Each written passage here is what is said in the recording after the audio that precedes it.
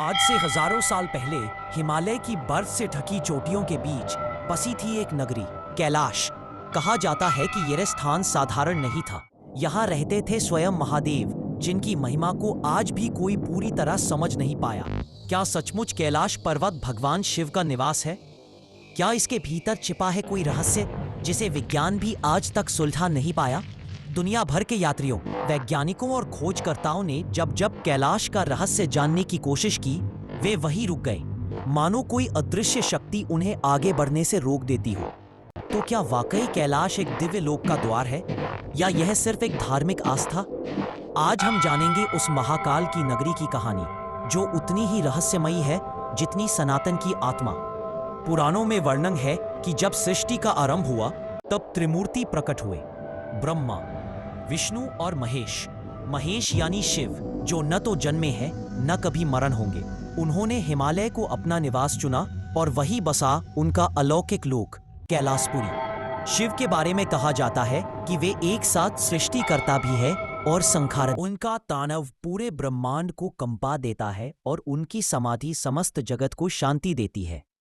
पौराणिक कथाओं में वर्णन है कि कैलाश पर्वत सिर्फ एक पर्वत नहीं, बल्कि देवताओं की नगरी है। यहाँ बसा है शिव का महल, माता पार्वती का कक्ष और गणों का विशाल दरबार। कहते हैं जब समुद्र मंथन हुआ और हलाहल विष निकला, तो संपूर्ण सृष्टि विनाश के कगार पर थी। तब स्वयं शिव ने विष पिया और नीलकंठ कहलाए।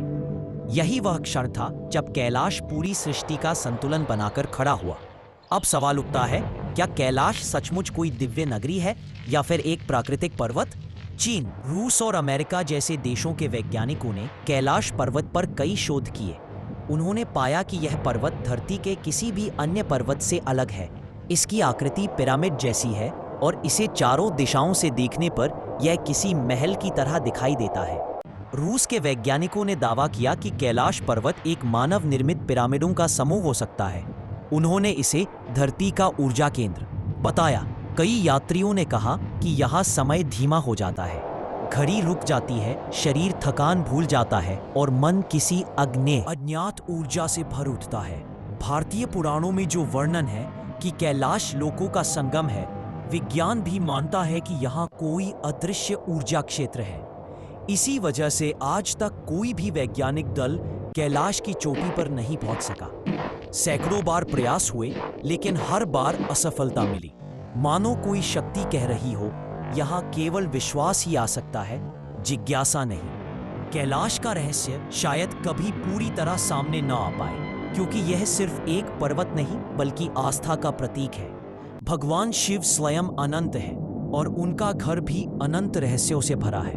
विज्ञान कहता है कि कैलाश ऊर्जा का केंद्र है। धर्म कहता है कि यह भगवान शिव का धाम है, लेकिन सत्य यही है कि दोनों रास्ते एक ही जगह पहुंचते हैं। शिव ही शाश्वत है। तो अगली बार जब आप हिमालय की बर्फीली चोटियों को देखें, जरा ठहर कर सोचिए, क्या वहां से कोई डमरू की धुन गूंज रही है?